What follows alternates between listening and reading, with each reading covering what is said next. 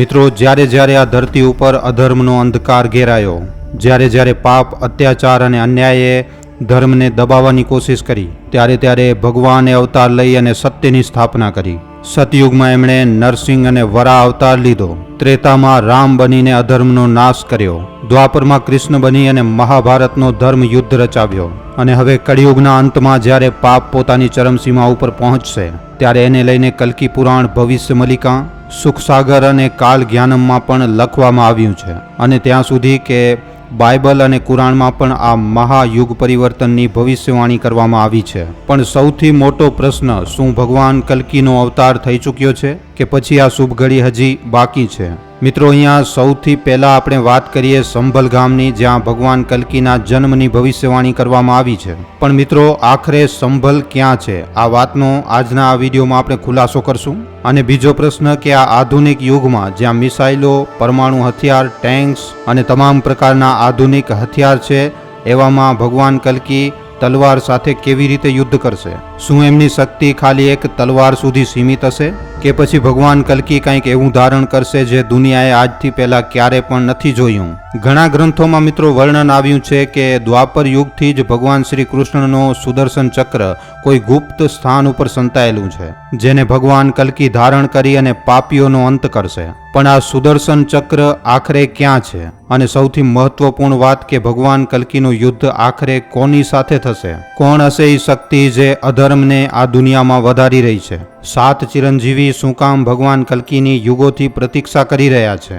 આ ચિરંજીવીઓનો ભગવાન કલ્કી સાથે આખરે શું સંબંધ હશે? શું ખરેખર ભગવાનથી મળવા માટે હજારો વર્ષોથી તપસ્યા કરી રહ્યા છે? ખાલી એટલું જ નહીં, પણ એક બીજો રહસ્ય જે ઘણા જ ઓછા લોકો જાણે છે. જ્યારે ભગવાન કલ્કી જન્મ લેશે ત્યારે એમની પાસે કોઈ દિવ્ય શક્તિ નહીં હોય. હા મિત્રો, કલ્કી પુરાણમાં વર્ણન આવ્યું છે કે એમના જન્મના સમયે ધરતી ઉપર કોઈ પણ દેવતા નહીં હોય. એવામાં એ પ્રશ્ન ઊભો થાય છે કે ભગવાન કલ્કી પોતાની દિવ્ય શક્તિ કેવી રીતે પ્રાપ્ત કરશે? શું ખરેખર જગન્નાથ મંદિરમાં કોઈ એવી અદૃશ્ય શક્તિ સંતાયેલી છે જે ભગવાન કલ્કીની પ્રતીક્ષા કરી રહી છે? ભગવાન કલ્કીનો જન્મ, એમનું શિક્ષા ગ્રહણ કરવું, પછી આ ધરતી ઉપરથી અધર્મનો નાશ કરી અને સતયુગની સ્થાપના કરવું, અને અંતમાં વૈકુંઠ ધામ પાછો ફરવું. મિત્રો, આ બધી ખાલી ગ્રંથોની વાતો નહીં, પણ એક ભવિષ્યની સચ્ચાઈ છે જે જલ્દી જ આ ધરતી ઉપર ઘટિત થવાની છે. પણ મિત્રો, આટલી મહેનત અને રિસર્ચ કર્યા પછી પણ ધાર્મિક વિડીયોને સપોર્ટ કરનારા લોકો ઘણા ઓછા છે. ત્યાં જો કોઈ વલ્ગર વિડીયો હોય તો લાખો લાઇક અને કોમેન્ટની લાઈન લાગી જાય. પણ મિત્રો, આ વિડીયોને સપોર્ટ કરવા માટે વિડીયોને લાઇક કરી અને કમેન્ટ બોક્સમાં જય શ્રી કલ્કી ભગવાન લખજો. ચેનલને સબસ્ક્રાઇબ કરી અને બેલ આઇકનને દબાવી નાખજો, જેનાથી સનાતન ધર્મથી જોડાયેલા કોઈ પણ વિડીયોને તમે મિસ ન કરો. તો ચાલો મિત્રો, ટાઈમ ખોટો કર્યા વગર આ અદ્ભુત રહસ્યને જાણવાની કોશિશ કરીએ. મિત્રો, જ્યારે દ્વાપર યુગનો અંત થયો અને ભગવાન શ્રી કૃષ્ણએ પોતાનો દેહ ત્યાગ કર્યો, ત્યારે આ સંસારમાં કળિયુગની શરૂઆત થઈ. આ એક ખૂબ જ ભયંકર સમય હતો જ્યારે ધર્મ ધીમે ધીમે સમાપ્ત થવા લાગ્યો. સત્ય નબળો પડી ગયો અને અધર્મે પોતાની જડો મજબૂત કરવાનો ચાલુ કરી દીધો. દ્વાપરના અંતમાં જ્યારે પ્રલય આવી તો ચારે બાજુ પાણી જ પાણી ફેલાઈ ગયો. સમુદ્રમાંથી પ્રચંડ લહેરો ઉઠી અને ભગવાન શ્રી કૃષ્ણની સુંદર નગરી દ્વારકા પાણીમાં સમાઈ ગઈ. અહીંયા પ્રલય ખાલી દ્વારકા સુધી સીમિત ન રહી, પણ પ્રલયે સંપૂર્ણ ધરતીને પોતાના ક્રોધમાં સમેટી લીધો. જ્યારે પ્રલય શાંત થઈ અને ધરતી ફરી એકવાર વસવા લાગી, ત્યારે બ્રહ્માજીએ પોતાની પીઠ ઉપરથી એક ઘોર મલિન પાપને ઉત્પન્ન કર્યો. આ પાપ કોઈ સાધારણ પાપ નહોતો, પણ સ્વયં અધર્મ હતો. અધર્મનો જન્મ થતાં જ ચારે બાજુ અરાજકતા ફેલાઈ ગઈ. એની આંખો રક્તવર્ણ હતી, એનો આખો શરીર અંધકારથી ભરાયેલો હતો, અને એના આવતા જ આ સંસારમાં પાપ વધવા લાગ્યું. આ એ જ અધર્મ હતો જે આ દુનિયામાંથી ધર્મને સમાપ્ત કરવા માટે આવ્યો હતો. અધર્મને એકલો છોડવામાં ન આવ્યું, એને એક અદ્ભુત સંગીની આપવામાં આવી જે જોવામાં ખૂબ જ વધારે સુંદર હતી. પણ એની આંખો એક બિલાડીની જેમ ચમકતી હતી, જેમાં છળ અને કપટ ભરેલું હતું. અને આ હતી મિથ્યા, ખોટું, દગો અને ભ્રમની દેવી. મિથ્યાનો જન્મ એટલા માટે થયું હતું કે એ આ દુનિયામાં અસત્ય અને ભ્રમને ફેલાવી શકે. એ લોકોને વાસ્તવિકતાથી દૂર કરી શકે અને લોકોને ખોટા કામોમાં ઉલઝાવી શકે. મિથ્યાનો સૌથી મોટો કામ એ હતો કે એ સત્યને ખોટું અને ખોટાને સત્ય બનાવી દે. એ મનુષ્યોને એક એવા ભ્રમમાં નાખી દેતી કે એ સચ્ચાઈને ક્યારે ઓળખી જ ન શકે. ધીરે ધીરે મિથ્યાનો પ્રભાવ વધવા લાગ્યો અને સંસારમાં સત્ય દુર્બલ થતો ગયો. અધર્મ અને મિથ્યાના સંયોગથી એક અત્યંત તેજસ્વી અને મહાક્રોધી પુત્રનો જન્મ થયો. આનું નામ ડંભ રાખવામાં આવ્યું. ડંભનો સ્વભાવ ખૂબ જ વધારે અહંકારી હતો. એ લોકોની અંદર અહંકાર, દેખાવો અને ઘમંડ ભરવા માટે આવ્યો હતો. જ્યાં પહેલા લોકો ધર્મ અને પોતાના જ્ઞાનનો સન્માન કરતા હતા, ત્યાં જ હવે લોકો પોતાના જ્ઞાનનો દેખાવો કરવા લાગ્યા. સાધુ, સંત, રાજા, મંત્રી, હરેક વ્યક્તિ પોતાના પદ, પોતાના ધર્મ અને પોતાની શક્તિનો ઘમંડ કરવા લાગ્યો. ધીરે ધીરે સમાજમાં દેખાવાની પ્રવૃત્તિ વધતી ચાલી ગઈ અને વાસ્તવિકતા ક્યાંક પાછળ છોડાઈ ગઈ. હવે લોકો સચ્ચાઈની જગ્યાએ દેખાવાને વધારે મહત્વ આપવા લાગ્યા. ડંભની એક બહેન પણ હતી જેનું નામ માયા હતું. માયા પોતાની અંદર જ એક ખૂબ જ મોટો રહસ્ય હતી. એને કોઈ પણ વ્યક્તિ જોઈ શકતું હતું, મહેસૂસ કરી શકતું હતું, પણ કોઈ પણ પકડી નહોતો શકતો. માયાનું કામ હતું લોકોને ભ્રમમાં નાખવું. એણે સંસારને એટલા મોહમાં ઉલઝાવી નાખ્યું કે મનુષ્ય એ વાતને સમજી જ ન શક્યો કે અસલી સત્ય શું છે. લોકો ધન, પદ, સત્તા અને સુખ સુવિધાઓમાં એટલા વધારે ઉલઝી ગયા કે વિધિ, ધર્મ, ધ્યાન અને મોક્ષને ભૂલવા લાગ્યા. પહેલે લોકો આ વસ્તુને પાવા માટે સાધના કરતા હતા, પણ હવે એ ખાલી સાંસારિક સુખોની દોડમાં લાગી ગયા. માયાએ હરેક વ્યક્તિને એ ભ્રમમાં નાખી દીધું કે એ ખાલી પોતાના સુખ અને પોતાના માટે જીવન જીવે. જ્યારે દંભ અને માયાનો સંયોગ થયો તો એમના પ્રભાવથી લોભનો જન્મ થયો. લોભ સંસારની શક્તિ હતી જે ક્યારે પણ તૃપ્ત નથી થતી. એનો મન ક્યારે પણ નથી ભરાતો, એ હંમેશા અધિક વિચારે છે. લોભે લોકોને એટલો વધારે લાલચી બનાવી નાખ્યો કે એ પોતાની ચાહ માટે ગમે એ હદને પાર કરવા લાગ્યા. ધન, સોનું, જમીન, જાયદાદ, આ બધી વસ્તુઓ માટે લોકો એકબીજાને દગો આપવા લાગ્યા, રિશ્વત દેવા લેવા લાગ્યા અને ખોટું બોલવા લાગ્યા અને ચોરી કરવા લાગ્યા. લોભે મનુષ્યોને એટલો આંધળો બનાવી નાખ્યો કે એને સાચું અને ખોટામાં કોઈ અંતર જ જોવા નહોતો મળી રહ્યો. પછી માણસ ખાલી એક જ વસ્તુ જોવા લાગ્યો કે એને ફાયદો ક્યાંથી મળશે. પછી ભલે એ તરીકો ગમે એટલું ખોટું શું કામ ન હોય. લોભની એક બહેન હતી નિકૃતિ, જે છળ અને કપટની દેવી હતી. જ્યાં પહેલે લોકો સચ્ચાઈ અને ઈમાનદારી સાથે કામ કરતા હતા, ત્યાં જ હવે એ લોકોએ છળ કપટને જ પોતાનો સૌથી મોટો હથિયાર બનાવી લીધો. રાજનીતિમાં, ઘર પરિવારમાં, રિશ્તાઓમાં, હરેક જગ્યા ઉપર નિકૃતિનો પ્રભાવ ફેલી ગયો. હવે કોઈ પણ વ્યક્તિ સાફ સાફ વાત નહોતો કરી રહ્યો. બધા જ લોકો એકબીજાને દગો આપવા અને પોતાના સ્વાર્થને પૂરો કરવા માટે ખોટું બોલવા લાગ્યા.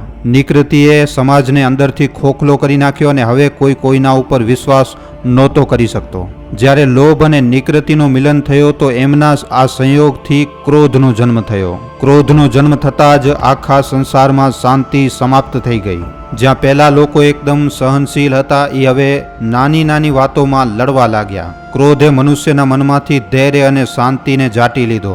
લોકો હવે નાની નાની વાતો ઉપર ગુસ્સો કરવા લાગ્યા, લડાઈ ઝઘડા થવા લાગ્યા અને બધી જગ્યાએ અશાંતિ ફેલી ગઈ. પહેલા તો લોકો અપમાનને સહન કરી લેતા હતા, પણ હવે લોકો પ્રતિશોધ લેવા લાગ્યા, બદલો લેવા લાગ્યા. યુદ્ધ વધવા લાગ્યા, દંગા વધવા લાગ્યા અને હત્યા એકદમ આમ વસ્તુ થઈ ગઈ. ક્રોધની વહેતી હિંસા જે સંપૂર્ણ વિનાશની દેવી હતી, એણે આ સંસારમાં શાંતિને પૂરી રીતે સમાપ્ત કરી નાખ્યું. પહેલા જ્યાં લોકો એકબીજાની સહાયતા કરતા હતા, હવે એ એકબીજાને મારવા લાગ્યા. લોકો વગર કોઈ કારણના જ હિંસા કરવા લાગ્યા. નાના નાના મતભેદ હવે ખૂન ખરાબામાં બદલવા લાગ્યા.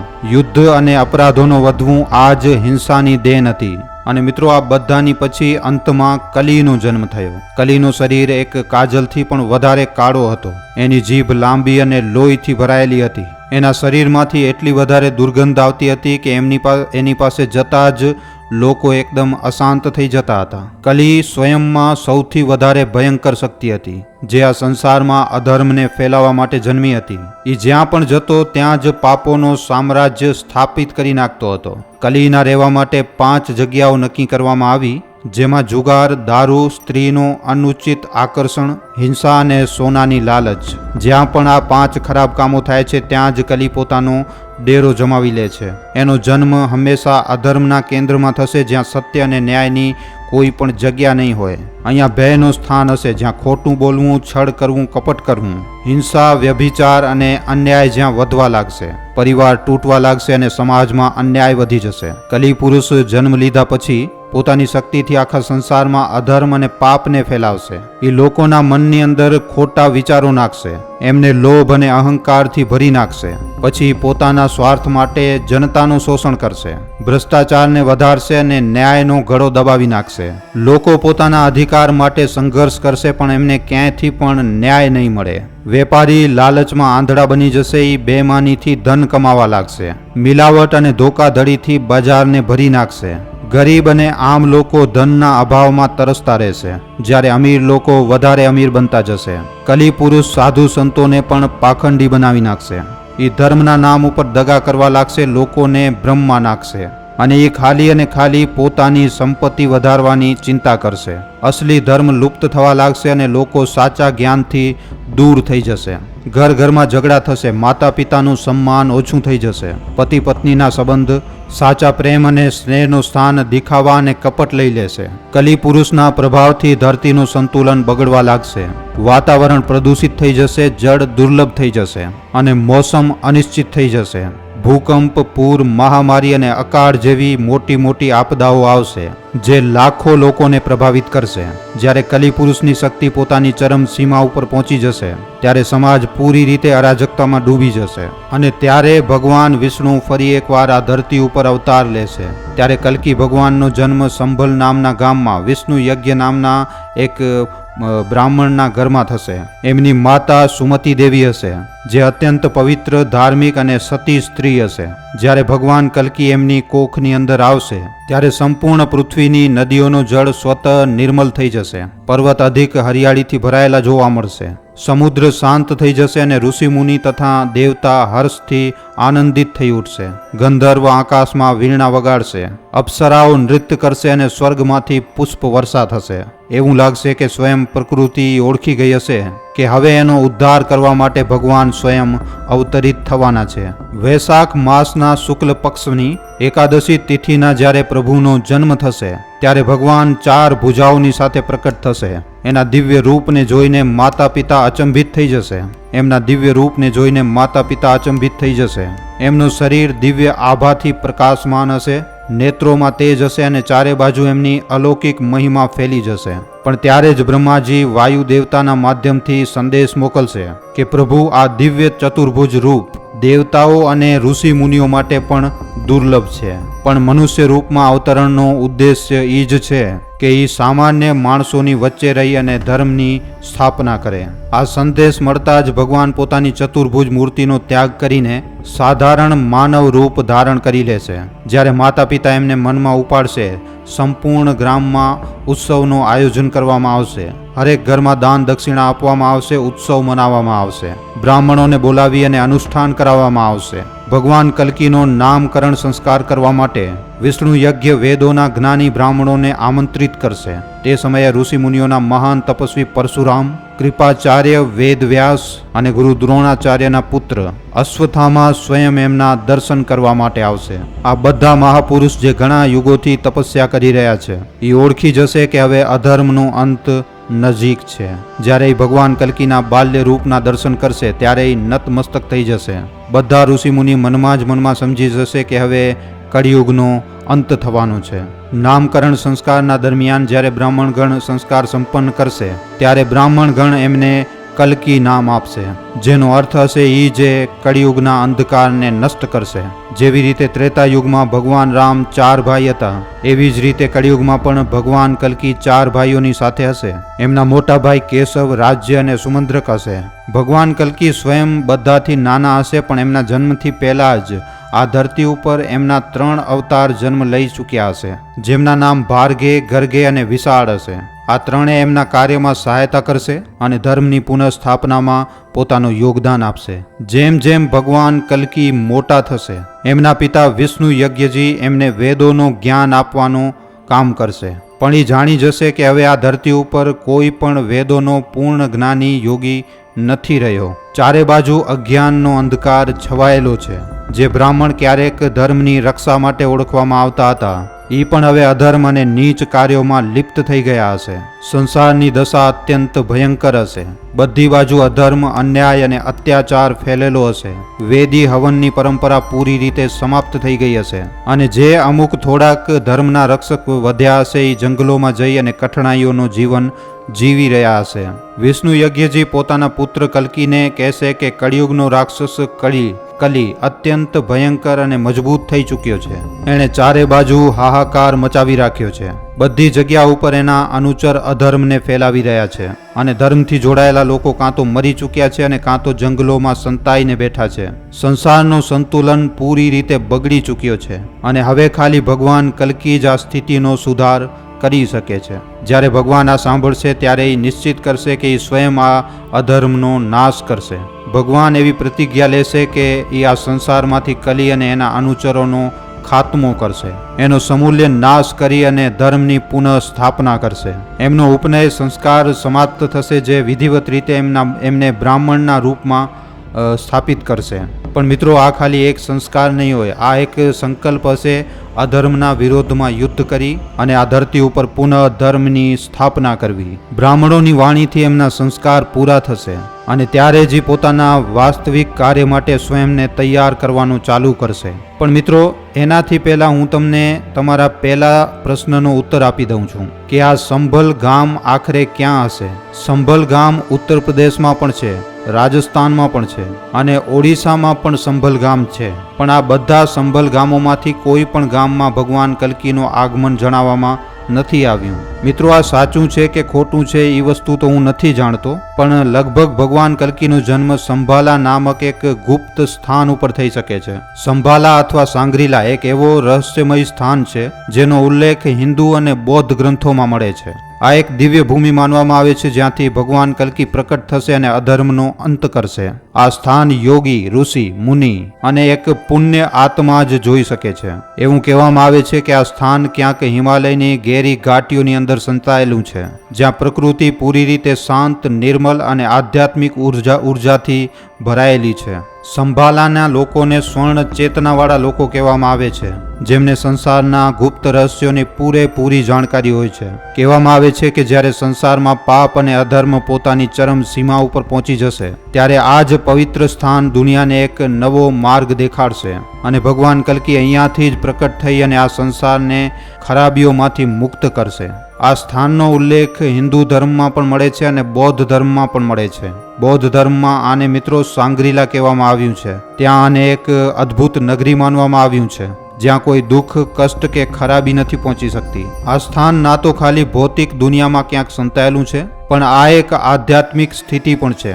ઘણા લોકો માત્ર આને એક પૌરાણિક કથા માને છે, જ્યારે ઘણા લોકો આને એક અસલી સ્થાન માને છે જે આજે પણ કોઈક રહસ્યમય જગ્યા ઉપર સંતાયેલું છે. એ જંગલોમાં ફરતા ફરતા જ્ઞાનની શોધ કરશે અને ત્યારે જ એમની મુલાકાત ભગવાન પરશુરામ સાથે થશે. પરશુરામજી જે અમર છે અને સદીઓથી મહેન્દ્રગિરી પર્વત ઉપર તપસ્યા કરી રહ્યા છે, એ ભગવાન કલ્કીને પોતાના આશ્રમે લઈ જશે. ત્યાં એ એમને પોતાનો પરિચય આપશે અને જણાવશે કે એ ભૃગુ વંશમાં જન્મેલા મહર્ષિ જમદાગ્નિના પુત્ર છે, જેમણે આખી પૃથ્વીને ક્ષત્રિય વિહીન કરી નાખ્યું હતું અને બ્રાહ્મણોને દક્ષિણા સ્વરૂપમાં ભૂમિ પ્રદાન કરી હતી. ભગવાન પરશુરામ જે વેદો અને ધનુર્વિદ્યાના મહાન જ્ઞાતા છે, ભગવાન કલ્કીને શિક્ષા આપવા માટે તૈયાર થશે. એ કહેશે કે હે વત્સ, તું મને તારો ગુરુ માન અને હું તને વેદોનો જ્ઞાન આપીશ. બધા જ અસ્ત્ર શસ્ત્રોની વિધિ શીખાડીશ અને તને યુદ્ધ કલામાં નિપુણ બનાવીશ. ભગવાન કલ્કી ખૂબ જ આદરની સાથે ગુરુ પરશુરામના ચરણોમાં વંદન કરશે અને એમની છત્રછાયામાં રહીને વેદો, શાસ્ત્ર અને શસ્ત્રની શિક્ષા લેશે.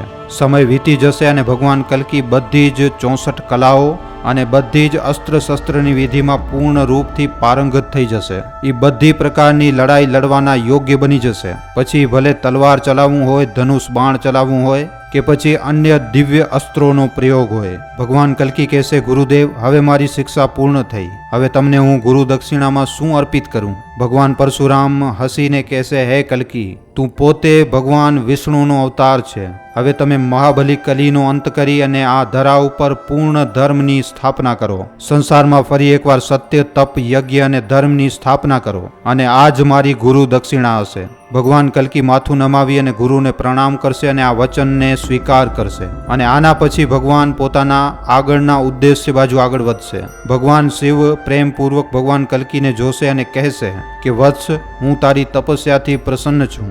જે પણ વર માંગવું હોય એ માંગો. ભગવાન કલ્કી વિનમ્ર ભાવથી ભગવાન શિવની સ્તુતિ કરશે અને ધર્મની રક્ષા માટે આવશ્યક અસ્ત્રોની માંગ કરશે. ત્યારે ભગવાન શિવ હસીને કહેશે કે હે કલ્કી, હું તને અદ્ભુત શક્તિ પ્રદાન કરું છું. તમે જે ગતિ સાથે વિચારો એટલી તેજ ગતિ સાથે તમે ચાલી શકો છો. તમે તમારા રૂપને ઈચ્છા અનુસાર બદલી શકો છો અને ગરુડની સમાન અવકાશમાં તમે ઉડી શકશો. હું તમને આ દિવ્ય અશ્વ દેવદત્ત આપું છું, જે યુદ્ધમાં પૂરી રીતે અપરાજય હશે, અને આ પોપટ તમારી સહાયતા કરશે. સાથે જ આ રત્નસ્વરૂ નામક તલવાર તમને પ્રદાન કરું છું, જે એટલી તેજ અને શક્તિશાળી હશે કે આ પૃથ્વીના ભારને પણ સહન કરી શકે છે. હવે તમે આ સંસારમાં ધર્મની સ્થાપના માટે આગળ વધો. ભગવાન કલ્કી ભગવાન શિવથી આ દિવ્ય શસ્ત્રો પામીને ગદગદ થઈ જશે. એ ભગવાન શિવ અને માતા પાર્વતીને પ્રણામ કરશે અને એ પોતાના દિવ્ય ઘોડા દેવદત્ત ઉપર સવાર થઈને પોતાના જન્મસ્થાન સંભલમાં આવી જશે. જ્યારે એ ઘરે પહોંચશે તો માતા પિતા અને ભાઈઓથી મળશે અને એ એમને પોતાના અનુભવો ગુરુ પરશુરામ તથા ભગવાન શિવના વિષયમાં જણાવશે. હવે મિત્રો, તમારા બીજા પ્રશ્નનો જવાબ કે આ આધુનિક યુગમાં જ્યાં પરમાણુ હથિયાર, મિસાઇલ, આવા બધા ઘણા પ્રકારના આધુનિક હથિયારો છે, તો આની સામે ભગવાન કલ્કી તલવાર, ઘોડો અને પોપટ એમની સાથે યુદ્ધ કેવી રીતે કરશે? મિત્રો, આજના યુગમાં પરમાણુ બોમ્બ, મિસાઇલ, લડાકુ વિમાન અને ઘણા મોટા મોટા ટેન્કોનો પ્રયોગ થાય છે. પણ મિત્રો, જ્યારે ભગવાન કોઈ કાર્ય માટે આ ધરતી ઉપર અવતરિત થાય છે તો એ ખાલી ભૌતિક શક્તિ ઉપર નિર્ભર નથી કરતા. એ દિવ્ય શક્તિની સાથે પ્રકટ થાય છે, જે કોઈ પણ આધુનિક હથિયારથી ખૂબ જ વધારે પ્રભાવી હોય છે. જ્યારે ભગવાન રામે રાવણ સાથે યુદ્ધ કર્યો ત્યારે એમણે ત્યાં મિત્રો બ્રહ્માસ્ત્ર અને અન્ય બીજા દિવ્ય અસ્ત્રોનો પ્રયોગ કર્યો, જે આધુનિક મિસાઇલોથી પણ અધિક પ્રભાવી હતા. અને કળિયુગના અંતમાં ભગવાન કલ્કી પાસે પણ આવી રીતના જ અસ્ત્ર શસ્ત્ર હશે મિત્રો. અને આના સિવાય મિત્રો, જ્યારે ભગવાન કૃષ્ણ પણ જ્યારે અર્જુનના સારથી બન્યા હતા તો ત્યારે પણ એમણે અર્જુનને દિવ્ય અસ્ત્રોનું જ્ઞાન આપ્યો હતો, જેમની શક્તિ કોઈ પણ આધુનિક યુદ્ધ પ્રણાલીથી ઘણી જ વધારે હતી. તો આવી રીતે કળિયુગના અંતમાં ભગવાન કલ્કી પણ પૂરી રીતે અસ્ત્રો અને શસ્ત્રોથી નિપુણ હશે. મિત્રો, ગરુડ પુરાણ અને આપણા હિન્દુ ધાર્મિક ગ્રંથોમાં 4 યુગોનું વર્ણન મળે છે: સતયુગ, ત્રેતાયુગ, દ્વાપર યુગ અને કળિયુગ. શાસ્ત્રોમાં કળિયુગના વિષયમાં જણાવવામાં આવ્યું છે કે આ યુગને અંધકાર યુગના નામથી પણ ઓળખવામાં આવશે.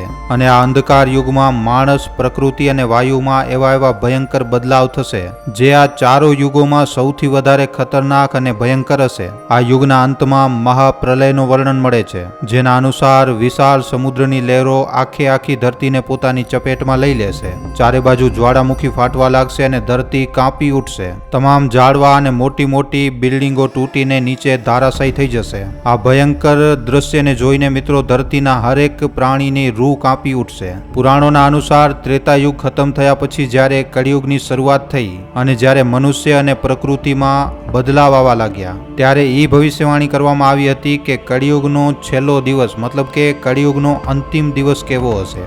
ચાલો મિત્રો, સૌથી પહેલાં તમને કળિયુગનો એ સૌથી છેલ્લો દિવસ, જે દિવસે પૃથ્વી ઉપર પ્રલય આવશે, એ દિવસ વિશે જણાવીએ. અને એના પછી આપણે કળિયુગના છેલ્લા દિવસ દરમિયાન શું જોવા મળશે તે વિષયમાં વાત કરીશું.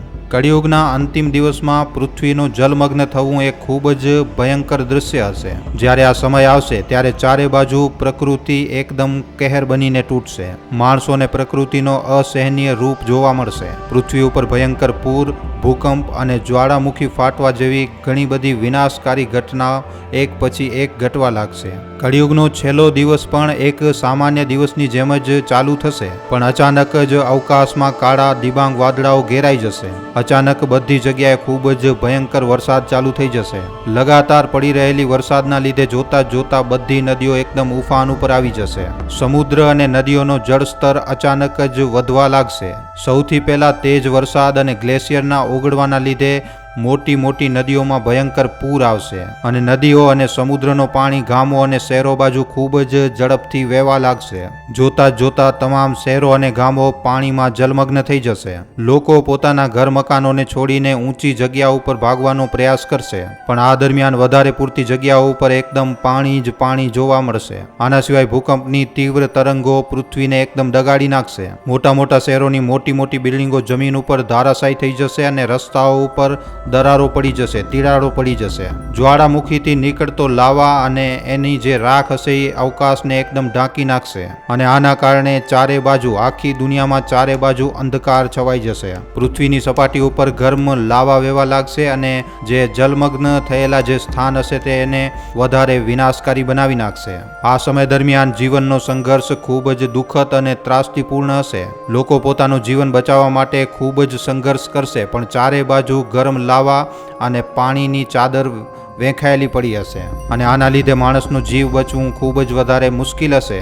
જે લોકો જીવિત બચશે એ ઊંચા પહાડો અને ઊંચી જગ્યાઓ ઉપર શરણ લેશે, પણ આવી જગ્યાઓ ઉપર પણ સુરક્ષિત રહેવાની સંભાવના ખૂબ જ વધારે ઓછી હશે, કારણ કે પાણીનો જળસ્તર લગાતાર વધતો જશે અને જ્વાળામુખીની લાવા પણ ફેલાતી જશે. હવામાં ઘૂંટણ અને સળગી રહેલી આગના કારણે શ્વાસ લેવું પણ ખૂબ જ વધારે મુશ્કેલ બની જશે. પ્રલયના આ દૃશ્ય પછી ધીમે ધીમે જળસ્તર ફરી એકવાર ઓછો થવા લાગશે. ધરતી ઉપર ચારે બાજુ વિનાશનો દૃશ્ય હશે. નીચે પડી ચૂકેલા ઝાડવાઓ, તૂટેલી ઇમારતો, બિલ્ડિંગો અને આની સાથે સાથે પાણીમાં વહી ચૂકેલા ઘણા બધા વાહન ધરતી ઉપર એકદમ વેંખાયેલા જોવા મળશે. ચારે બાજુ ફેલાયેલા વિનાશ પછી ફરી એકવાર એક નવી સૃષ્ટિનો એક અંકુર ઉગશે. આ સમય હશે જ્યારે આ ધરતી ઉપર ધર્મ, સત્ય અને નૈતિકતાની પુનઃ સ્થાપના થશે. ભગવાન વિષ્ણુના 10મા અવતાર ભગવાન કલ્કી અધર્મનો નાશ કરી અને પુનઃ આ સૃષ્ટિ ઉપર ધર્મની સ્થાપના કરશે. પૃથ્વીનું જલમગ્ન થવું એ ખૂબ જ ભયંકર ઘટના હશે, જે જૂના યુગનો અંત અને એક નવા યુગની શરૂઆત હશે. આ વિનાશકારી ઘટના પછી ધરતી ઉપર એક નવો યુગ આવશે, જે શાંતિ, સદભાવ અને ધર્મનો પ્રતીક હશે. જે લોકો જીવિત બચ્યા હશે એ એક નવી ઉમ્મીદની સાથે એકત્રિત થશે. નવી સૃષ્ટિનો આરંભ થશે જ્યાં ધર્મ, સત્ય અને નૈતિકતાનો શાસન હશે. આ એક નવી શરૂઆત હશે, એક નવો યુગ, સતયુગ, જે શાંતિ, સદભાવના અને ધર્મનો પ્રતીક હશે. ભાગવત પુરાણમાં કળિયુગના અંતની અવધિનું વર્ણન કંઈક આવી રીતે કરવામાં આવ્યું છે. કળિયુગના અંતમાં જ્યારે ત્રણેય ઉચ્ચ જાતિઓના નિવાસ ઉપર પણ ભગવાનના વિષયમાં કોઈ ચર્ચા નહીં થાય અને જ્યારે શાસનની શક્તિ સમાજના સૌથી નીચલા લોકો કરવા લાગશે, જેમ કે અપરાધી, ધોકેબાજ, હત્યારા અથવા તો એનાથી પણ ખરાબ લોકો દ્વારા જીતાડવામાં આવેલા મંત્રીઓના હાથોમાં હશે, ત્યારે દુનિયામાં પાપ એકદમ પોતાની ચરમસીમા ઉપર પહોંચી જશે અને ત્યારે ભગવાન કલ્કી બધાને દંડ આપવા માટે આ દુનિયામાં પ્રકટ થશે. મિત્રો, કળિયુગના આટલા ઓછા વર્ષો વીત્યા છે, આમ છતાં પણ આજની તારીખમાં એમ લાગે છે કે પાપ જે છે એ એકદમ પોતાની ચરમસીમા ઉપર આવી ચૂક્યો છે. પણ જ્યારે ભયંકર એકદમ ઘોર કળિયુગ આવશે ત્યારે સ્થિતિ આનાથી પણ વધારે ખૂબ જ વધારે ખરાબ હશે. તે સમયે મિત્રો ધરતી ઉપર અમ્લ વર્ષા મતલબ કે એસિડની વરસાદ થશે અને આના કારણે ફસલો, ઝાડવા અને જીવજંતુ બધી જ વસ્તુઓ ખતમ થઈ જશે. વિષ્ણુ પુરાણમાં જણાવવામાં આવ્યું છે કે કળિયુગનો અંત જ્યારે નજીક આવશે ત્યારે મનુષ્યની ઉંમર 100 વર્ષથી ઘટી અને 20 વર્ષ સુધીની રહી જશે. મતલબ કે 20 વર્ષનો થતાં જ માણસ જે છે એ મૃત્યુને પ્રાપ્ત થઈ જશે. આમ તો જો આપણે જોવા જઈએ તો આજની તારીખમાં પણ માણસની જે એક એવરેજ ઉંમર છે એ 70-80 વર્ષ સુધીની જ રહી છે. ઘણા જ ઓછા માણસો હશે આ દુનિયામાં જે 100 વર્ષનો આંકડો જે છે ટચ કરતા હશે. ઘોર કળિયુગમાં માણસની ઉંમર જ્યારે 12 વર્ષની થશે ત્યારે જ એના વાળ સફેદ થવા લાગશે, શરીર એકદમ કમજોર પડી જશે અને રોગોમાં પણ વૃદ્ધિ થશે. પ્રકૃતિ એટલી વધારે ગરમ રહેશે કે સંતાનની પ્રાપ્તિમાં પણ સમસ્યા આવવા લાગશે. પ્રકૃતિમાં થવાવાળા બદલાવોના કારણે સંતાન જે હશે એ વિકલાંગ જન્મ લેશે અને મનુષ્યની અંદર જીવિત રહેવાની ઈચ્છાનો જ નાશ થતો નજર આવશે.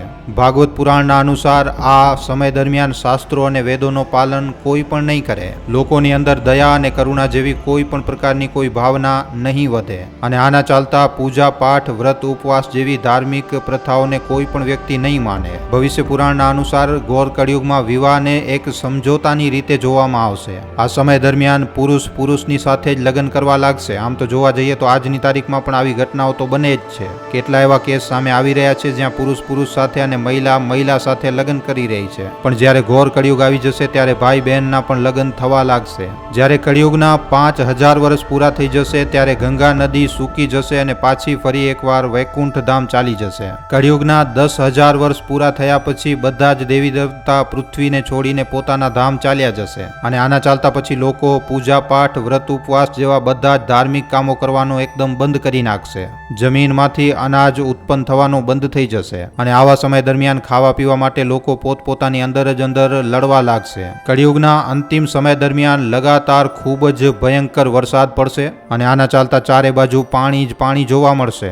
બ્રહ્મવૈવર્ત પુરાણમાં કળિયુગના અંતનું વર્ણન કરતા લખવામાં આવ્યું છે કે જ્યારે કળિયુગનો અંત આવશે ત્યારે એક ખૂબ જ ભયંકર પ્રલય આવશે અને આ ભયંકર મહાપ્રલયમાં ધરતીના હરેક પશુ પક્ષીનો નાશ થઈ જશે અને એ જ દિવસ હશે કળિયુગનો છેલ્લો દિવસ. અને શાસ્ત્રોના અનુસાર કળિયુગના આ મહા અંત પછી 1,70,000 વર્ષનો સંધિકાળ ચાલુ થશે. એના પછી સંધિકાળના અંતિમ ચરણમાં એક સાથે 12 સૂર્યોદય થશે અને આ 12 સૂરજની ગરમીથી, આ સૂરજના તેજથી પૃથ્વી પૂરી રીતે સૂકી જશે અને એના પછી પુનઃ આ ધરતી ઉપર ધર્મની સ્થાપના થશે અને આગળના ચરણમાં ફરી એકવાર સતયુગની શરૂઆત થશે. શાસ્ત્રોના અનુસાર અધર્મનો નાશ કરવા માટે ભગવાન વિષ્ણુ પોતાના 10મા અવતાર મતલબ કે કલ્કી અવતારના રૂપમાં જન્મ લેશે અને ભગવાન કલ્કી જ આ દુનિયામાંથી અધર્મનો નાશ કરી અને ફરી એકવાર ધર્મની સ્થાપના કરશે. તો મિત્રો, આજના આ વિડીયોમાં આપેલી ઘોર કળિયુગની માહિતી ઉપર તમારા શું અભિપ્રાય છે